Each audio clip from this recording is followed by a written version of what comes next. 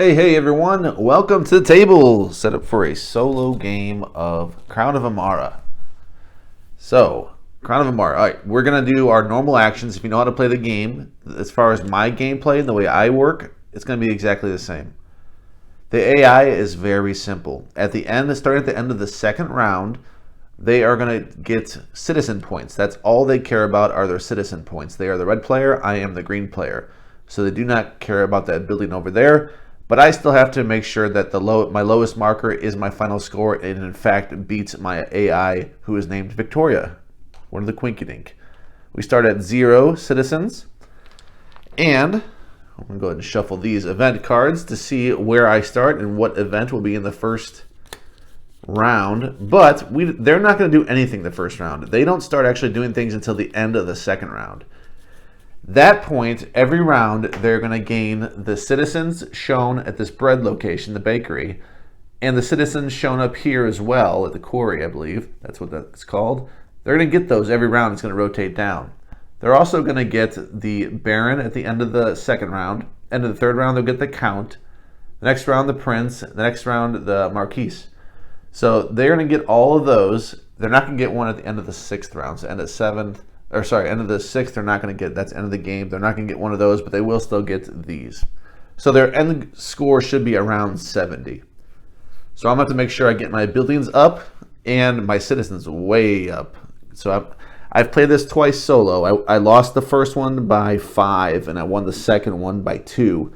But I started at 40, so I dropped 3. So if I play as good as I did last time, I will still lose by a point. Just to give myself a challenge and see if I can improve my score still. So nothing else changes. As far as the components of this from the base game, everything's exactly what you have in retail except for the coins I upgraded, and these are actually bread. So in the base game, these are like little pastry croissant looking things that I actually got as a gift from my friends Tim and Alyssa. Thank you guys. They gave me 2 bread resources. I guess I mentioned that I really want to upgrade bread in some of these games. So they gave me 2 different ones. Actually, the better ones, the one I find that are better, are in Carpe Diem. We use them for Carpe Diem. They're like French bread rolls. They're really cool. Anyway, aside from that, everything here is standard base game components. Let's get started. To start the game, I'm going to draw 3. If you don't know how to play Crown of Emara, I'll kind of talk you through it a little bit. If you do, then you can just not listen to me for that part. So, on my turn, I have to assign one of these cards to one of my 3 slots down here. And these slots are my movement.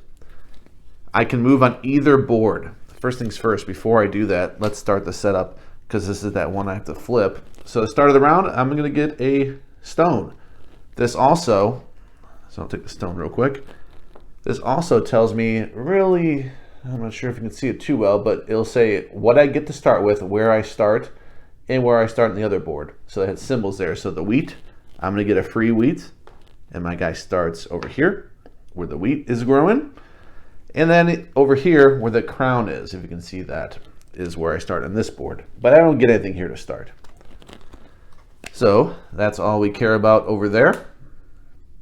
That's just for the first round as far as the starting. From here on out, I don't actually care about what's pictured right there. All I care about is what is the event. So that one's a good one for me. Now I have 2 resources right away to start. First thing I'm going to do, I'm going to look at if there's any of these cards I want, and there are 2 cards that I would love to have over here. I would love to have this because it's pretty powerful that every time I go to this area and pay resources, I can get a book. Books are really nice to boost either attribute, citizens or builds. So I do like this one, and that's a permanent ability. This is the resources I'll have to spend when I'm at that location to recruit the citizen. Another one I like is right over here. The tool maker, that's the resources I need. So I know either way I'm gonna need that blue fabric stuff. I always call it blue jeans. It's just, I don't know, it just kind of looks like blue jeans in the picture. I kind of want that as well, because every time, this is ongoing, every time I do or increase a build, I get a +2 on that. So either one of those sounds really good to me. This one's more versatile, but that one I'm going to get every single time I do it. so I can kind of not focus as much on the builds, on the building, and really go for citizens all game, because I know every time I do, well, that's not true, because if I don't focus on it a little bit, I'll never actually get those bonuses, so that doesn't make sense. I'll have to focus on it some. So either one of those, I do appreciate, and I think that means I'm going to want some of this right there, because that is required to get those citizens. So just a little bit of strategy before we start. So my goal is going to be to go here, and I might try to boost it up. I can do that. I'll explain a little bit when I go ahead, and I'll maybe start on this board to get some resources, build up some more. If I go here and I put a wood down, I'll get this wood. I want to move one spot, so I'm going to move one. I have to slot it in my one, which probably is a little bit off screen right now, but putting it in my one, so I moved one. I get a wood for putting that card down. And now I could spend 2 resources to put one of my people down. So my people should be all right here. And they cover up citizen points as well.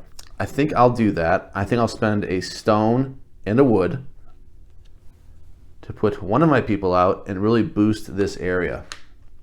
I can do that up to 3 times when I go there, but don't have the resources for that right now. So I went there. I will get this resource for going there. So I get that. I will spend this as a bonus action to put one of my people out. It uncovers a citizen.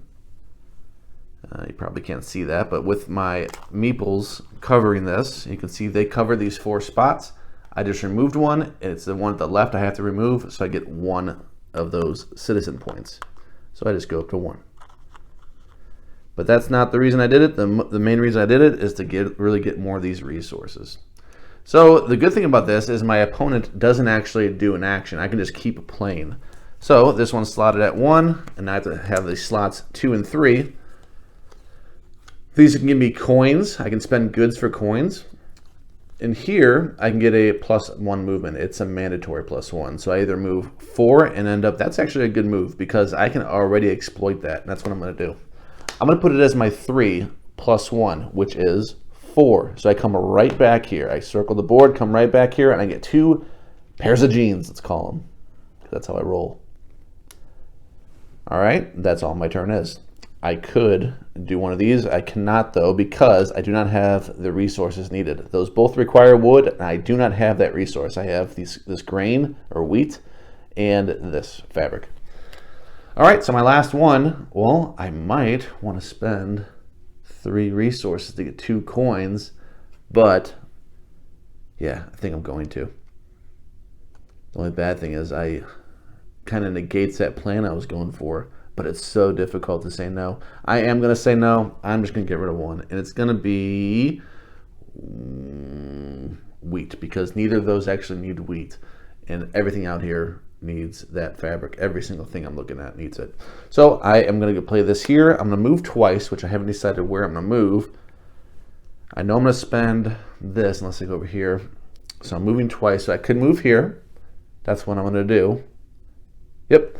I will spend the wheat to get a coin. And I'll move 2. This time I'm moving this board. 1, 2. And here, if I spend a resource, there's the fabric that requires just I spend 1. I will get a book, and I'll get 3 of these action tiles and I have to pick one of those. That's what I'm going to do. I'm going to spend 1 of those jeans to move that up to 2, and then I can take a book and draw 3 of these tiles and pick which one I want. So let's take a look here. These give you a one-time bonus when I go to these places, and right away I can see both tactics are available to me. The ones that give me book, which now isn't quite as good because I just did that action right here. So now it kind of leans me to this action. So I am actually going to eliminate that. And I know I'm going to be doing this because I have to acquire this. So I'm going to take this one. And what I mean by that is that symbol right there is the action that I'm going to. So it's right here, that symbol. So every time when I do that action, I can go ahead and discard this to get 5 of these building points. I'm going to take this one and discard these. I'm not going to burn through all these, so I think you're supposed to just put them back at the bottom, but that's okay. I'm going to get rid of them. There we go. That is the end of the first round. So I get rid of these 3 cards for now. I will see them once more before the game is over, and now I move to round 2. Round 2 will reveal another card. This round, acquiring these people, perfect. Acquiring those people over here will cost me 1 less resource. That is perfect. Perfect for me this round. This can go away. Now there's a lot of other things to consider. I do have these cards over here that will help me increase the citizens points. My opponent after this round is going to start getting to these. And the farther they go down in that pile, the less points they're worth. Also, I want to look at this because I want to rotate these down. So if I can do these, my opponent will get less points for when they automatically do it at the end of the round, starting at the end of this round. I have to worry about them now, starting at the end of this round. After I'm done playing these 3 cards, I now have to start worrying about what they're doing. Okay. So, tactic. I know I want to go there. So if I do that, I would like to show up with some stone or some wood. I have stone right here. I can move +1, get wood, play this, and get stone. That's what I'm going to do. I'm going to move 1, get wood, and get stone. Okay, that just makes my action over here more powerful. So now I want to move 3. It doesn't matter much to me which one I do. I'm just going to play the signet ring and move 3. 1, 2, 3. So I get the ring. And I get the ring. That's by virtue of the card, if you didn't notice. And now I want to spend 1 wood and 1 wood. 1 wood and 1 stone. So 1 stone, 1 wood to get these attributes. So first off, I'm going to spend the stone. And this says I get 5 of these building points. Ooh, I should buy this one first. Hold on. So I believe I can do that in any order. I would like to buy this first. And it costs a discount of 1. So I'm going to spend that. So I'm going to spend both of these to acquire this. Immediately it gives me 2 citizens. And now every time I gain any building, I get a +2 on that building, which is going to come handy right now because I'm about to get +4 because I'm doing it twice. I am going to get here and here. Another one of these folks come out. All right, I'm going to spend the stone to get 5 building. Puts me at 42. And then I get the +2 by virtue of the card I just acquired. I will also get 5 citizens, which is good because that's going to rotate that down. So my opponent gets less when they trigger it shortly. I do not have any bread, so I will not be doing this. And I will spend 1 wood to get 5 +2, so 7 more of the buildings. So that's 51. All right, so that one already paying off. I have 1 spot left, but I have no resources. I have this, so I will have a resource regardless, and I have to slot it here, so I'm going to take 1. Now it's a matter of, do I want to go here and get wheat, or do I want to go here? I have 1 book, which will give me only 3 citizens, but I can get a coin as well. That is what I'll do, and on top of that, I have this. So yes, let's do that. I'm moving twice. Spend this resource to get a coin based on the action that you do in this spot right there. Spend a resource to get a coin only 1 time. So now I have 2 coins. I will spend the book, and there's a little chart down here. Spend 1 book and get 3 citizen points. And I will do that. 3 citizen points puts me at 11.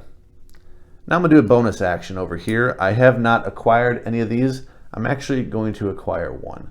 I'm going to acquire the Baron for 1 signet. And I'll show you a close-up of that.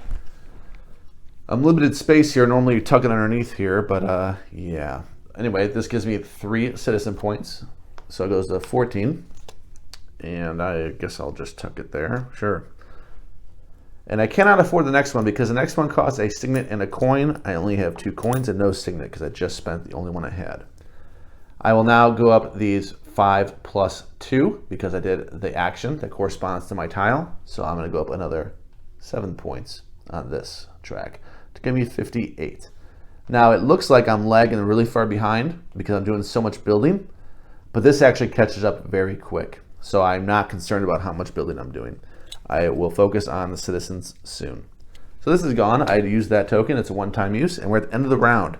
So now the AI does their stuff. They're going to acquire the first Baron. So that's 3 points for citizens. Again, all they care about is a citizen track. They don't care about a building because they don't, whatever they score is what they score with this. They're getting 3 there. They're then getting 4 plus 7, so they're getting 11 more on this track, and it rotates right there. So 11 more puts them at 14. They're already tied with me. Just like that. And we go on to the next round. So this is the last one before I shuffle. We are now in round 3, and these are my cards. This one's really cool because I get to do any of these actions of my choice on this board. Gives me a lot of options. This one gives me a discount of either a discount on buying a citizen card, I should say, or getting one of these out here, one of my people out there, which was one I'm kind of leaning toward, but you never know. All right, so let's see what the next round gives us. The next round, when I do the action at the chapel, I get 3 citizen points. So that incentivizes me to do that. So in order to do that, I'll need resources. And I'm looking at stone because it only costs 1 stone to do that. I would have to move, but fine. I think I got my whole round already planned out. Okay, I will move 1. And I'm gonna place that there, which gives me a grain and a stone for going to the stone quarry area. So I get those 2 resources. Now if I move 2, which is what I'm gonna do, I'm gonna move 2, and I'm gonna get a discount of placing one of these out here. So first off, I'm gonna get 2 of these. Then I'll get a discount of 1 on putting one of my merchants or whatever you want to call them out there, my workers. I am going to pay the wheat and not pay the wood. So now I have this out there as well, which gives me 2 population. 1, 2. All right, that's good. And my last action is a good one. I want to go to that spot, take advantage of this. So I'm going to move 3, and then I'll be able to do anything else as well. So I'm going to go 3 to do the spot over here. I will spend a stone, 1 single stone, to move this to 2. It lets me get another book and another 3 tiles to look at. I'll pick one of those in a second. Then I get that bonus of going there for a 3 citizen, so 19. And let's take a look what we got here. All right, I don't mind that. It's a way for me to get signets quicker. I think I will take that because I want to start getting those. I'll get rid of these. And I have a bonus action right here. I can decide where I want to go. I have 2 of these. So that might help me help dictate where I want to go, and it could even be again over here. I think it will be. I think I'll do that. I am going to do the same exact action. I will spend both of these to move this to 3. So I was owed both. I had to spend both that time. And I'll take another book and draw another 3 and see what I get. Okay. Ooh, another one of these. Now I'm starting to wonder if I want to keep doing this, though. I think I'll go with the... So I know I'm going to do that. Yeah, I'm going to do this. And get rid of these two. Okay. So I went there. Again, I still have that bonus. So I still get 3 citizens. I really used that nicely. I got 6 points out of this card by doing that action twice this round. My turn is over. So round 3 is done. We are now halfway through the game. I have to reshuffle these, and my AI opponent, Victoria, is going to take her turn. She is going to get the count, which gives her 6 points for this card. 6, and then another 4, which is 10, and another 6, which is 16. So I have to rotate these. 16 points puts her at 30. Passed me up, no problem. And we continue. 1, 2, 3. So now I want to work on those cards. I am lagging behind. I only have 1. They have 2. And I want to make sure. So I'm going to want to get that signet ring. In order to do that, I'm going to have to have resources. So I can see that the wood costs 1. The wheat costs 1. But the other 2 cost 2. What I could do is this and go back to this spot, exploit it yet again. I did that before, I can do it again. So I'm going to do that. I'm going to move 4, end up here and get 3 of these, which is just fine because I'm going to spend both of them up here. All right, I can get another one right there too. Yep, I'm going to do that. Moving 2 over there. I will get another one of these resources, but I'm spending 2. 1, 2. In order to get a signet ring. So I have to adjust this. Now it's going to cost 3 of those if I ever want to do it again, which chances are I won't, because that is too expensive. So I get this signet ring, which, by the way, I have to reveal one of these.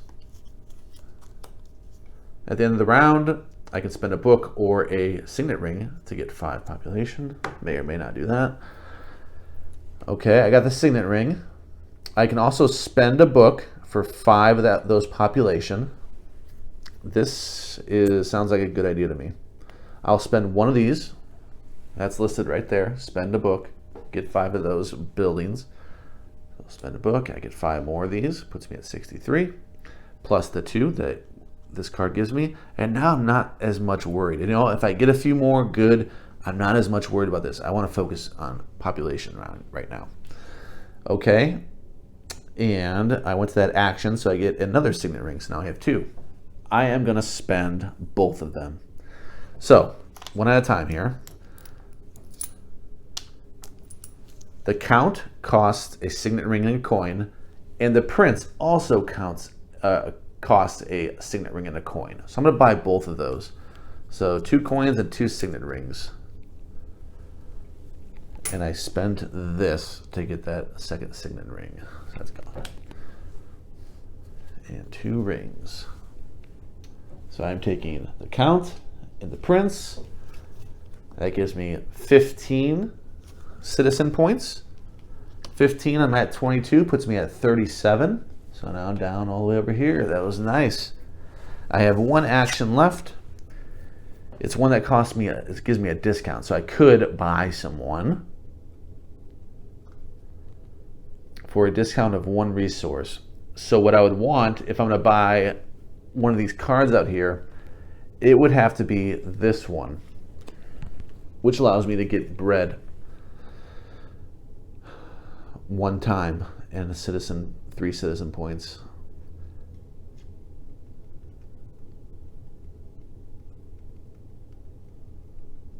This really adds up for citizen points, so it is interesting.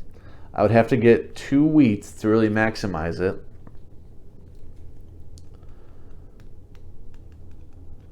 Alternatively, my discount could come from hiring another one of these workers. I would move 1 and put it here, which is what I'm going to do. I am going to do that. So I am going to go ahead and place this in my 1 slot, move 1, get a wood, and spend at a discount. So I'm going to spend one of these to put down one of my workers right there. All right, yep, I think that's what I want to do. That gives me 3 citizen points. So it puts me at 40. And that is the end of this round. End of round 4. They are going to acquire the prince, which gives them 8 citizen points. They will also get these, which is 3, so that will put them at 11 more. And this one, which is 5.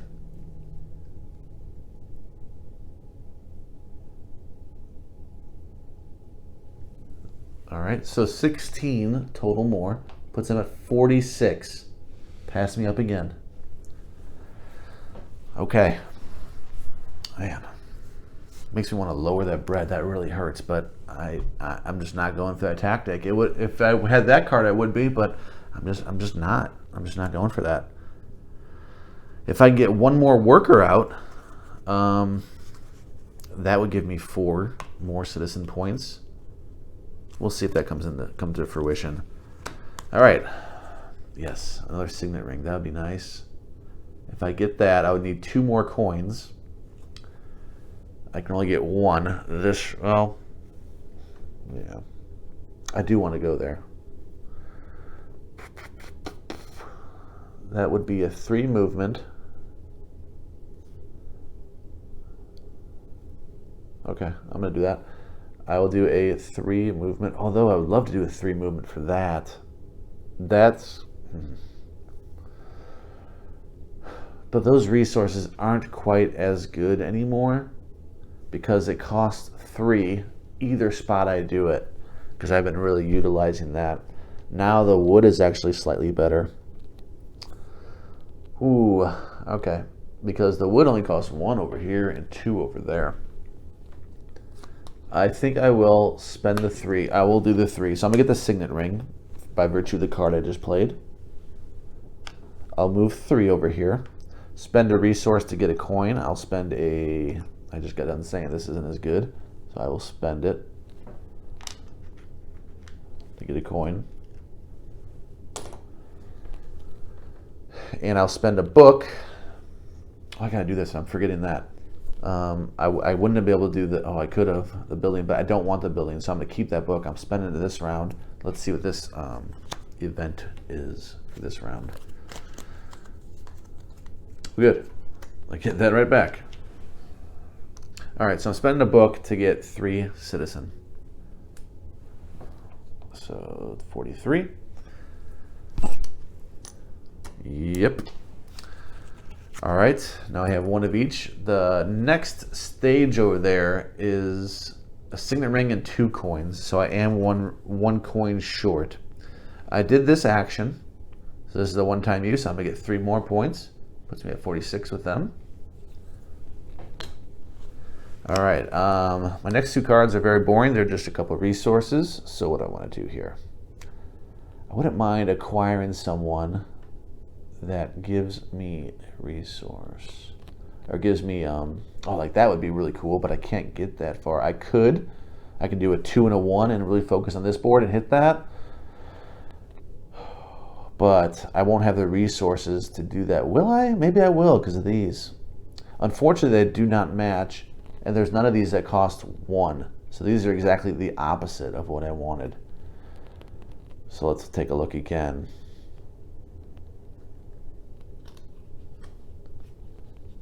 What's this?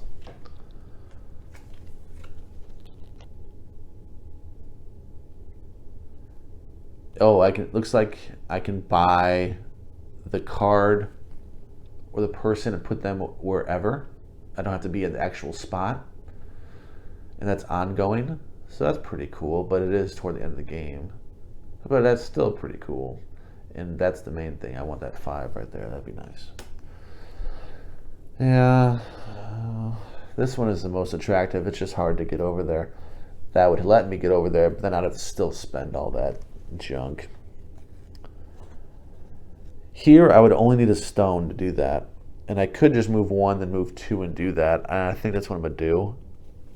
Instead of keep dragging it on, I'll just do that. I'm going to move 1 to get 2 stone. 1 for the card and 1 for the spot. Then I'll move 2, get a wheat, and I'm going to go on this board, move 2. I will spend that stone. Yeah, I'm going to do that. I'll spend 1 stone. It'll help me move technically 7 of the buildings, so that puts me at 72 because of the +2 and the 5. 3 citizen, which rotates this down to 2, so it gives them 1 less when they go. So 3 of my citizens. And I can purchase that steward card for a stone, a fabric, and a wood.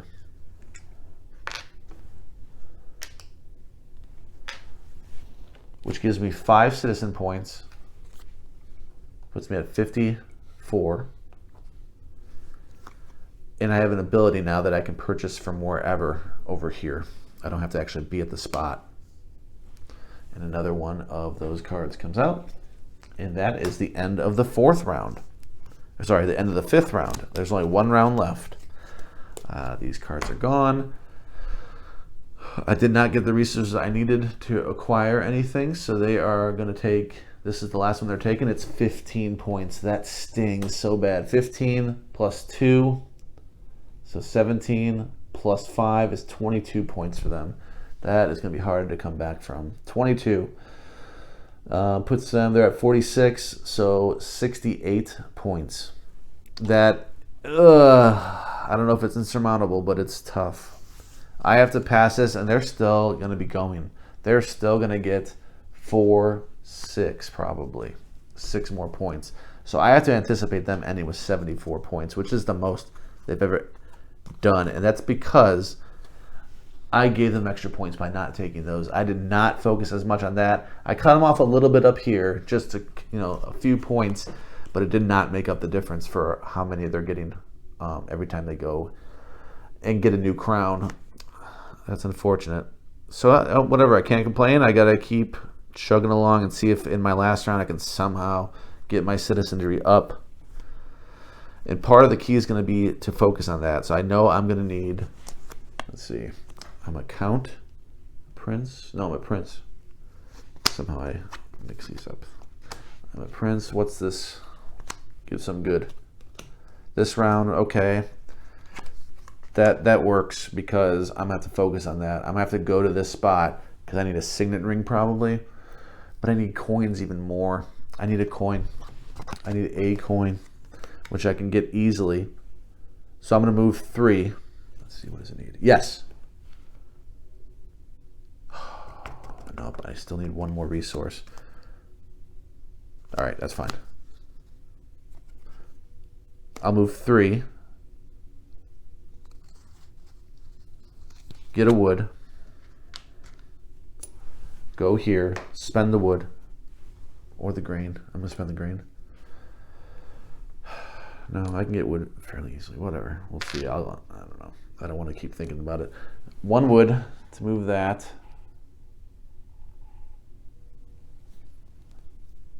Gives me the ring. When I do that this round, I get 3 citizen. There. The ring isn't the important thing. What I'm going to do next is going to give me the coin, and I would like to have more resources to do that. I'm going to spend this card. 1, 2,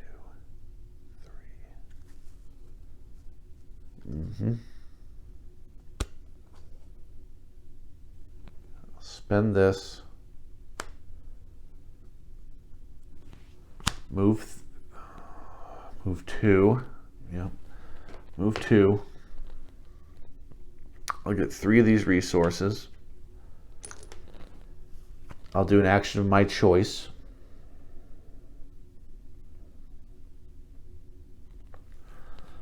Ooh.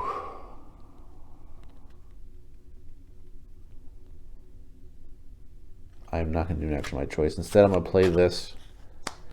Get rid of 3 goods. to get 2 coins. Yep, I'm going to do this one. 3 goods. Just making sure I'm not messing up here. Okay, I'm fine with that. To get 2 coins. 1, 2. I am now gonna, as a bonus action, spend 2 coins and 1 signet to go to my next level crown right here and get 12 points. Puts me at 69. But if I want to advance again, I need 1 more signet and 1 more coin. I can do 1, but I don't know if I can do both. Let's see. Because I can only move 1. If I could move 3, I could potentially do it. But only 1 movement? I have to pick and choose which one I want to do. So I cannot get that 21 pointer. I am 1 move short of that. So how am I going to maximize this turn? The only resource I have is the wheat. I can only move 1 space. If I move 1 space here, I'll get 2 wood. If I move 1 space here, I don't really have anything. But let's see if I get 2 wood. I'll be able to get 5. So I really don't want that right now. Give me 2. I need to get my lowest one up to 64, so I do have to move this a little bit. These do count for things at the end. This one counts for 2 of my choice. So technically I have 72 points. Oh, wait, no, 71 points, because this would go right here. So I have 71. It takes your lower of the 2 scores. And I know they're going to finish with 74 if I don't do anything. Which, yeah, they're going to finish at 74 regardless. And I have 1 action. Technically 2 actions, because this is an action right here. If I do this, I get a bonus 3. Okay, I'm going to do that. So that's going to be my card action.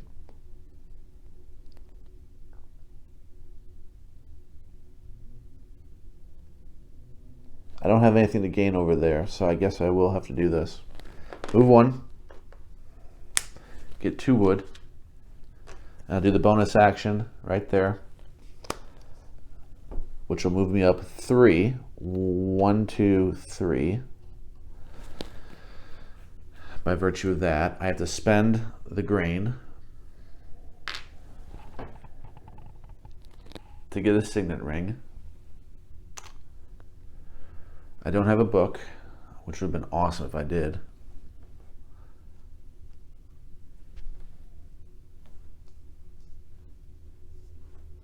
Didn't get to use that. I'm 1 resource short too. That's okay. I should have thought of that, but I didn't. Anything else I can do? I did that. I don't have the book. I think that's all I can do. I can't afford anything else. Okay, so this will be the end. They're going to get their 2 plus 4, so 6 more points. Puts them at 74. So I need to somehow come up with 4, and I'm not going to be able to. Oh, I am going to be able to win, I think. Signet rings are 2 each, so I can move up whichever one I want. So that's 2. And that's for that one, then 2 for that one. So a tie is actually a loss. However, every 2 resources is a point. So I actually get to go up 1 point. And unfortunately, it's still a tie because I have to be able to move up 1 more. So I lost by ½ point because I spend these and these. And this is the current board situation. I believe I tied, which is still technically a loss. Let's take a look. I'm going to make sure my scoring is all correct here. Take the top card. Yep. At the end. Okay, let's look at once. It's pretty much normal scoring, so I'm going to go back to that.